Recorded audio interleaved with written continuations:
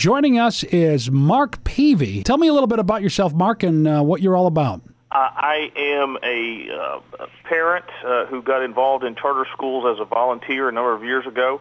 I had an opportunity to start a charter school in my home community here in Walton County, and then I spent 3 years as the executive director for the Georgia Charter Schools Commission in its first iteration before the Supreme Court ruling came down that led us to the amendment that's going to be on the ballot here in a couple of days. And that is Amendment 1, am I correct? That is correct, Amendment 1. That's exactly right, Bill. Do students at a state charter school receive greater funding than students at a traditional public school? No, the law is very clear. The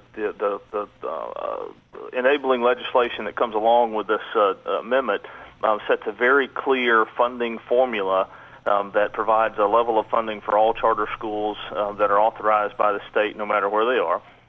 It is based on a funding level that is equal to the lowest 5% of school districts across the state, and it sets up a funding level that is about two-thirds of the funding level for traditional public schools across the state, and that is all the money that these schools will receive. So they're operating on only about two-thirds of the money on a per-pupil basis. They also don't get any access to local property taxes, ELOST funds, anything along those lines. All ELOST dollars, all local property tax dollars stay with the local boards of education, and these charter schools have to operate on, again, what is about two-thirds of the amount of money that traditional public schools do. Traditional local public schools receive funding from both the local school board and the state. Charter schools are only receiving state money, which would indicate that state charter school students will be receiving less than a traditional public school would receive. I guess the question is how do they survive on less money? Well, they certainly have to be much more efficient and to be much more focused on what they do. They not only do they have to survive, and the traditional public school funding across the state of Georgia is about $8,900 per student, and these charter schools that are authorized by the state will be funded at about $6,800 per student. Out of that state-level funding of $6,800 or so, they not only have to educate their children, but they also have to pay for their facility and do anything else that needs doing at the school, because that's their only stream of funding that they receive. So they do have to be much more efficient. They have to ensure that they are very conscious about their overhead costs, their staffing costs, all of those things, and they have to make sure that they can operate sufficiently on the dollars that they receive from that one funding stream. Does the charter school amendment take control of public education away from local officials? Absolutely not. Actually, the law is very clear that the state doesn't control anything here. The state is only acting as an authorizing body. Any of these state-authorized schools that come into existence in the future start undoubtedly with a number of local community members, whether it be citizens, parents, teachers, business community members, whoever it may be, that come together with an idea to potentially start a charter school. The law is clear that they have to first take that idea directly to the local board of education. So the local board of education gets the first bite at the apple, if you want to put it that way, and gets to take a look first at what this local group wants to do in terms of adding some educational options to their own community. If the local board agrees with what's going on and wants to add it to what they already offer to their own school district in this case, then it becomes a locally approved charter school. This amendment only opens an appeal process that allows that group of community members, if they get turned down by the local board, to appeal that to a state-level entity that can make in many cases, sometimes a more objective decision on the merits of the charter school petition and make sure that there are no local politics that are a part of it. Again, we had this model in place for 3 years, and I was fortunate enough to be able to be the executive director for that entity. In that 3-year time frame, we had about 83 petitions that came our way, and we only approved, the former commission only approved 16 of those. So it is by no means a rubber stamp or a situation where these charter schools will pop up in places that local community members don't want them. It's just an opportunity for those community members who can't get a fair hearing at their local board of education to appeal. If they have the right business plan, they have the right academic model that'll bring success to students, then it opens up an option for them to be able to bring those educational options to their community anyway as a state-authorized charter school.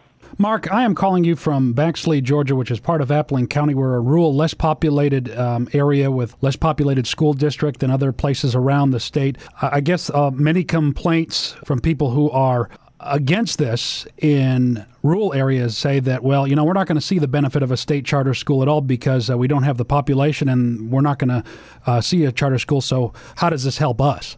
Well, I think we certainly have examples of where charter schools are operating in rural parts of the state. Patala Charter School in Edison, Georgia is a great example.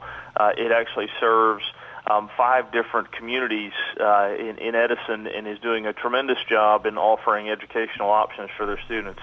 Statesboro is again, not quite a small town, but it's certainly more rural than and not in the Atlanta area. There's some great charter schools there that are operating very efficiently and bringing more options. So the key part to that is if community members don't want to see something like this brought to your community, you're absolutely right. There won't be any impact.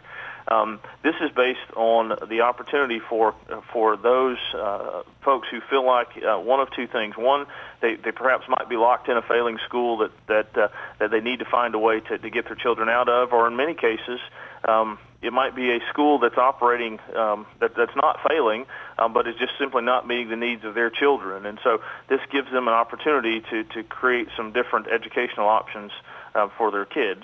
If it's not wanted by communities and the members in the community aren't willing to do the work to start it, then the state's not going to drop one of these schools in any rural community. It's only based on the interest and the need that can be demonstrated by local community members. So. Now, a lot of folks that want to vote no on this amendment are saying that this state commission, it's politically appointed, it's unelected, and they could approve a charter school over the objections of locally elected school boards. What do you say about that? Well, I think there's a couple of things that we need to keep in mind here. The state school board has ultimate oversight authority over any decision a reconstituted charter school commission may make.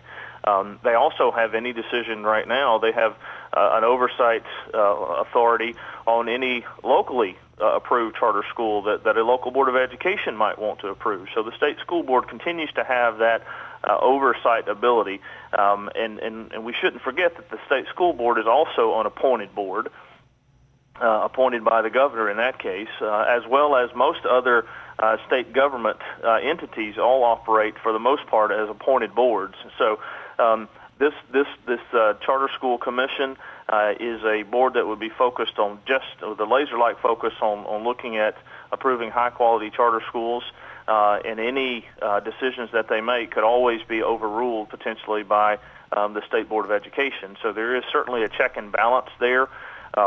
That would be in place to ensure that only high-quality schools are being approved. Will there be an increase in state revenues going to education or a further reduction in state funding to local public schools to support charter schools? In this case, the legislation is extremely clear on how this works. There's two pieces to it. These schools will be funded out of state dollars only. So it's very clear that absolutely no local property tax will be used to fund any of these schools. The local property tax actually stays with the local Board of Education, even if a number of students might happen to leave to go to one of these state-authorized schools. So if there are students that happen to leave Appling County in their school district to attend a state charter school somewhere, Appling County would continue to keep all of the local property tax funding that they've been receiving. They'd actually have more money to spend per child. Secondly, the legislation, and it's House Bill 797, anyone can look it up if they want to find this themselves, is very clear that school districts will not see a reduction in their current state funds as a result of any of these schools. Now, we wonder how we might do that. We're not the federal government here, and Georgia has to have a balanced budget, so we can't go creating money. Right now, about 47% of our state's budget is spent on K through 12 education. What the legislature has done in this instance by writing the bill in a way that guarantees local school boards not to lose any of their current funding, they are effectively saying we're going to keep the same level of funding, i.e. the 47% that we're already spending on K-12 education. We're going to keep that there and not reduce that at all.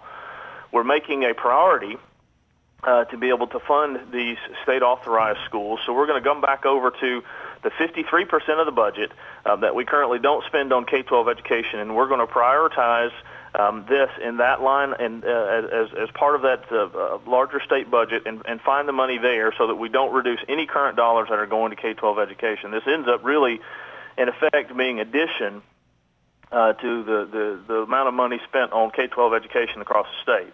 The key piece to remember is what the amount of money that we're talking about right now is about 1/4 or 1/8 maybe of 1% of the overall state budget. We've got a relatively small line item that we're talking about in terms of the whole budget. We've guaranteed that local boards will not lose funding, as the legislation indicates. They'll keep all their local property tax dollars, and we're going to be able to offer these options to parents. We have about 16,000 kids that are taking advantage of these state-authorized schools right now, and for a relatively small amount of money coming out of the rest of the state budget, we're able to offer these options to parents and students across the state. Mark Peevy, we sure appreciate you stopping by. Okay, thank you very much. Appreciate the opportunity to talk a little bit about this important amendment, and I encourage everybody to vote yes on